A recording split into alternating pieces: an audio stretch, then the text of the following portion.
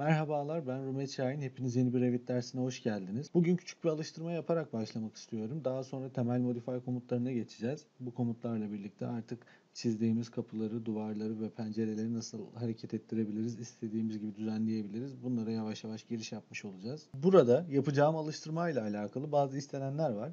500'e 500'lük bir mekan. Aşağı doğru 500 yazıyorum. Ve sağa doğru 500 devam edersem, belki çok küçük bir detay ama bundan bahsetmek istiyorum. Bir yarım duvar kalınlığı kadar eklenecek. O yüzden hatırlarsanız Location Line'dan Finish Face'i değiştiriyorum. Duvarın tutma noktasını değiştirerek 500 deyip devam ediyorum. Aynı şekilde üst sınırdan yakalayıp devam ediyorum. Escape'e basıp komuttan çıktım. Bir diğer istenen şey 92 onluk kapı. Kapı komutuma giriyorum. Properties Type listesine baktığımda 92 onluk bir kapı olmayacaktır. Edit Type'e girip Duplicate diyerek 92 onluk bir kapı oluşturuyorum. İsimlendirdim. Şimdi height ve width değerlerini değiştireceğim. 2 ona 90. Ve kapımı içeri doğru, istersem space boşluk tuşuna basarak kapının açılış yönünü değiştirebilirdim. Bu şekilde yerleştiriyorum. Escape'e basıp komuttan çıktım. Daha sonra 200'e 200'lük bir pencere isteniyor benden. Window komutuna girdim. Aynı şekilde Edit Type'a girip Duplicate diyerek 200'e 200 olarak isimlendirdiğim pencerenin yükseklik ve genişlik değerlerini giriyorum. Onaylıyorum. Penceremi de yerleştiriyorum. Bu şekilde. Siz isterseniz buraya da koyabilirsiniz ya da buraya da. Ben buraya tercih ettim. Escape'e basıp çıkıyorum. İstenenleri tekrar gözden geçiriyorum. 500'e 500'lük mekan, 92 onluk kapı, 200'e 200'lük pencere. Sizin de bu alıştırmayı yapmanızı rica ediyorum. Bu alıştırmayı yaptıysanız duvar, kapı ve pencere ile alakalı bir sıkıntı yaşayacağımızı düşünmüyorum. Farkındaysanız architecture üst başlığıyla başladık ve temel 3 komutu gördük. Yani bir mekan oluştururken kullandığımız temel 3-4 belki 5 eleman varsa 3'ünü gördük. Diğeri döşeme ve çatıdır. Belki bir de tefrişleri sayabiliriz. Ama şimdi temel hareket komutlarımıza dönmek zorundayız. Yani modify üst başlığına. Burada temel bazı hareket elemanlarımız var. Move, copy, rotate gibi taşımak, kopyalamak ve döndürmek gibi. Bunları da öğrendikten sonra işimiz daha kolay olacaktır. İnanabilirsiniz. Bunu da şu yüzden söyledim. Dağınık gittiğimizi düşünmeyin. Tamamen belirli bir sistem içerisinde gidiyoruz. Kendinizi tamamen akışa bırakırsanız emin olun sonuçtan pişman olmayacaksınız. Modify üst başlığına başlamadan önce move komutunu bir tefriş üzerinden anlatmak istiyorum. Bu ve benzeri tefrişlere nasıl ulaşabileceğinizi göstermek gerekirse ben Revit City'yi aktif olarak kullanıyorum. Revit City'de neredeyse bulamayacağımız tefriş yok gibi. Bazen sıkıntılar yaşadığımız noktalar oluyor. Bunları da ilerleyen aşamalarda göstereceğiz. Örneğin ben bir çalışma masası, bir bilgisayar masası indirmek istiyorum. Ve bunun İngilizcesini yazıp başına ya da sonuna Revit City ekleyip bu şekilde ulaşıyorum. Siz de Revit City'ye üye olup birçok tefrişe ulaşabilirsiniz. Ben bunu kullanıyorum. Yine de sıkıntı yaşanma ihtimaline karşın videonun altına bu tefrişin linkini bırakmış olacağım. Tefrişi indirdikten sonra şu şekilde sürükleyip bırakabilirsiniz şimdilik. Daha sonra tefrişi import etme yöntemlerinden de bahsedeceğiz. Tefrişimi sürükleyip bıraktım. Şu an tefrişimi koyamıyorum, kullanamıyorum çünkü kapı komutu aktif. Escape'e basıp çıktım. Benim yüklediğim tefriş nereye gitti derseniz komponent. Architecture üst başlığından komponente girerseniz burada daha önce yüklü olan ve sizin yüklediğiniz tefrişler gözükecektir. Yani her tefrişi tek tek sürükleyip bırakmanıza gerek yok. Ben bu tefrişi getirip bu şekilde yerleştiriyorum. Escape'e basıp komuttan çıktım. İlk komutumuz Modify üst başlığında Move komutu. Bu arada Revit'i hani AutoCAD bilmeyenler de kullanabilir ama AutoCAD bilenlerin işinin daha kolay olduğunu söyleyebilirim. Ama hiç AutoCAD bilmeyen biri de Revit'i kolaylıkla öğrenebilir. Bunu da şu yüzden söyledim. AutoCAD bilmek bazen avantaj olabilir. Komut benzerlikleri mevcut. Ama AutoCAD'le zıt çalışan komutlarda da sıkıntı yaşayabilirsiniz. O yüzden tamamen seriye odaklanmak en doğrusu olacaktır sanırım. Move komutuyla alakalı iki türlü çalışmadan bahsedeceğim. İlki Modify üst başlığına Move komutunu çalıştırıp objeyi seçip Space ya da Enter tuşuyla onaylayıp seçimimizi obje üzerinden bir tutma noktası belirleyip istediğimiz doğrultuda bırakmak. Ama ben bunu tercih etmiyorum. Bu işi bir ya da iki tık uzatmak anlamına geliyor. Onun yerine önce objeyi seçip daha sonra komuta girerseniz o aradaki onaylama işleminden kurtulacaksınız. Küçük bir fark gibi gözüküyor ama ilerleyen aşamalarda hız katacaktır bu size. Daha sonra obje üzerinden bir tutma noktası belirledim ve istediğim doğrultuda bıraktım. Tekrar yapıyorum. Objeyi seçtim. Move komutuna girdim ve istediğim yere bıraktım. Ve bu bırakma işlemini yaparken belirli bir ölçü dahilinde yapabiliriz tabii ki de. Örneğin 500 yukarıya taşıdım. Tekrar objemi seçtim. Move komutuna girdim ve sağa doğru 500 taşıdım. Şimdi somut bir alıştırma yapıp temel move komutunu bitirip move'un alt komutlarına geçebiliriz. Bakın objeyi seçtim. Move komutuna girdim. Bu köşeden tutuyorum. ve gelip bu mekanın bu köşesine bırakıyorum.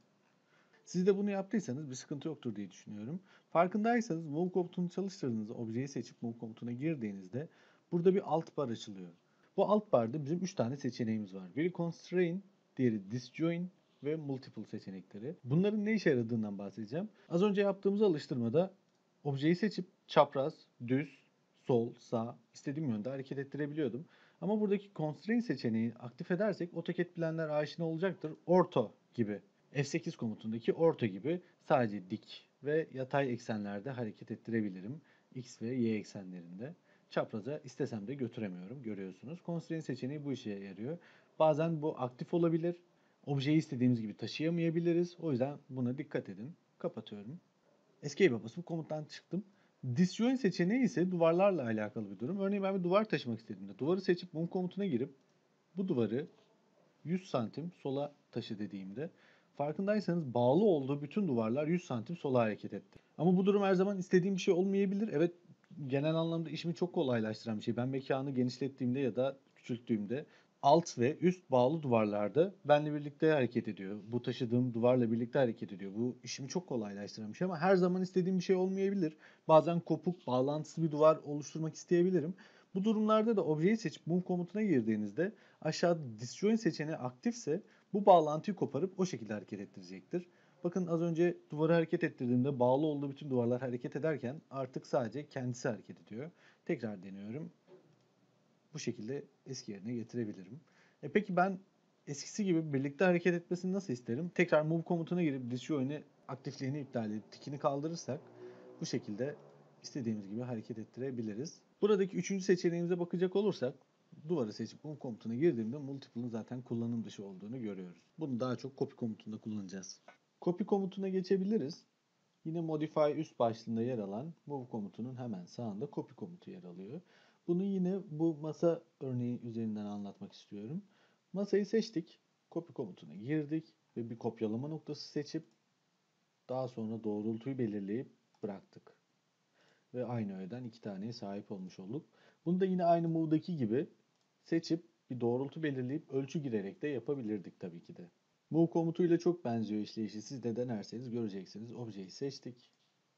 Copy komutuna girdik ve bir kopyalama noktası seçtik. Aldık, bıraktık. Bunu yine somut bir örnek üzerinden gösterip bitireceğim. Ben bu masayı alıp buraya kopyalayacağım. Aynı masadan iki tane istiyorum. Objeyi seçtim. Copy komutuna girdim ve sol üst köşesinden seçip getirip mekanın sol üst köşesine bıraktım. Kapıyla çakıştı. Kapıyı seçip Move komutuyla istediğim yere taşıyabilirim istediğim ölçüde. Ya da taşıma ile ilgili küçük bir kısa yol söylemek istiyorum. Kapı seçiliyken klavyenin sağ ve sol ok tuşlarıyla sağa ya da sola kaydırabilirsiniz. Evet, bu ölçülü bir kaydırma değil ama böyle ölçüsüz küçük kaydırmalar için işe yarar bir yöntem. Evet, şimdi copy'nin alt komutlarıyla devam edeceğiz. Copy komutuna tekrar girdim. Kapı seçiliyken girdim yanlışlıkla. O yüzden çıkıyorum. Masa örneği üzerinden devam edeceğim. Masayı seçtim. Copy komutuna girdim. Ve burada yine aynı şekilde Move'da olduğu gibi Constraint seçeneği mevcut. Constraint aktifken çapraza doğru kopyalama yapamazsınız ama Constraint'in aktifliğini kaldırdığımızda çapraza doğru da kopyalama yapabilirsiniz. Multiple seçeneği gayet iyi bir özellik. Multiple seçiliyken birden fazla kopyalama yapabilirsiniz. Tekrar yapıyorum. Objeyi seçtim. Copy komutuna giriyorum ve multiple aktif değilken bir tane kopyaladığımda bittiğini görüyorsunuz. Ben arda arda bir şeyler kopyalayacağım zaman copy komutuna girip multiple seçeneğini aktif edip arda arda kopyalıyorum. Örneğin bir okul projesi çizerken sınıflarda sıraları arda arda kopyalamak gibi. Şimdi rotate komutuna geçebiliriz. Önce gereksiz masaları silmek istiyorum. Ben bu yazıma da artık ihtiyacım yok. Kontrol tuşuna basılı tutarak diğer masaları da seçtim ve delete tuşuyla sildim. Ben bu objeyi döndürmek isteyebilirim. Örneğin ben bu masayı alıp buraya yerleştirmek istediğimde move komutuyla taşıyıp köşeye getirebilirim. Evet, burada bir geçiş alanı kalmadı. O yüzden masayı bir 80 santim ileriye taşıyıp bir geçiş alanı yaratabilirim ama ben masanın pencere tarafına bakmasını istediğim durumlarda döndürmeye ihtiyaç duyuyorum. Bunu nasıl yapacağımıza bakalım. Objeyi seçtim. Rotate komutuna girdim. Rotate komutu Modify üst başlığında Copy komutunun hemen sağında yer alır. Rotate komutuna girdiğimde bana bir döndürme merkezi verip ve bir doğrultu seçmemi istiyor. Ben de bir doğrultu seçip bunu mouse yardımıyla açı belirleyerek de yapabilirim ya da klavyeden açı girerek de yapabilirim. 90 derece dönmesini istiyorum dediğimde 90 derece dönecektir bu masa. Tekrar objeyi seçip rotate komutuna girip yine mouse yardımıyla açı belirlersem 90'ı bu şekilde döndürebilirim. Ben döndürürken çok ihtiyaç duymadığım sürece dikey ya da yatay eksen seçiyorum. Çok nadir belki çapraz, diagonal bir seçim yapmışımdır. Ama genelde dikey ve yatay seçiyorum. Böyle aralıklı yerlerde döndürürken sıkıntı yaşayabiliyoruz. O yüzden ben de size bunu tavsiye ediyorum. Masamızı döndürdük. Şimdi seçip taşıyorum. Objeyi seçtim. Move komutuyla bir taşıma noktası belirleyip getirip köşeye bıraktım. Tıpkı Move komutunda böyle küçük klavye kısa yoluyla nasıl taşıyabileceğimizi gösterdiğimizde, örneğin bu pencereyi birazdan masa sınırına taşımak istediğimde pencereyi seçip klavyenin sol ok tuşuyla tık tık kaydırabiliriz. Rotate'de de benzer bir kısa yol olduğunu söyleyebiliriz. Örneğin ben bu masayı da çevirip buraya koymak istiyorum. Önce seçip kopyaladım kenara. Daha sonra obje seçiliyken rotate komutuna giriyorum. Hatta girmeme gerek olmayan durumlarda da oluyor. Bu tefrişten tefrişe göre değişen bir durum aslında. Bazı tefrişler buna müsaade ediyor, bazıları etmiyor. Bu tefrişi seçtiğimde space'e, yani klavyedeki boşluk tuşuna basıp döndürebiliriz 90 dereceyle. İstediğimiz gibi döndürebiliyoruz. Tekrar space'e bastığımda 90 derece dönecek. İstediğim yere geldiğimde bırakabilirim. Bazı tefrişler buna müsaade etmiyor. O zaman da rotate komutuyla istediğimiz gibi döndürebiliriz. Bunu seçip taşıyorum. Bu pencerenin konumu biraz rahatsız etti. Bunu biraz ortalamak istiyorum. Şimdi rotate'in alt komutlarından da bahsedip bugünkü dersimizi bitirebiliriz. Objeyi seçtim. Rotate komutuna girdim. Ve buradaki bahsetmem gereken alt komut disjoin. Disjoin'i biliyorsunuz. Az önce move komutunda öğrenmiştik. Duvarlarla alakalı bir alt özellik. O yüzden ben o masayı değil, Escape'e basıp çıkıp duvarı seçip rotate'e girip disjoin ile ilgili bir alıştırma yapabilirim. Duvarı seçip rotate'e girdiğimde yine duvarda da bir taşıma noktası etrafında bir eksen seçmemi istiyor. Ben yine düşey ekseni ya da yatay ekseni seçiyorum ve bir açıyla döndürebilirim. Tıpkı Move'da olduğu gibi bağlı bütün duvarları onunla birlikte hareket ettirdi. Bunu istemediğim durumlarda da Ctrl Z ile geri aldım. Duvarı seçip tekrar rotate'e giriyorum. Disjoin aktifken bir doğrultu belirleyip döndürürsek sadece o duvar dönecektir. Ctrl Z ile bunu da geri alıyorum. Diğer işinize yaramayacak alt komutları anlatıp sizi sıkmak istemiyorum. Evet, bugünkü dersimiz bu kadar. Bugün move, copy ve rotate komutlarını ve bunların alt komutlarını gördük. Yaptığımız alıştırmaları, uygulamaları siz de yapın lütfen.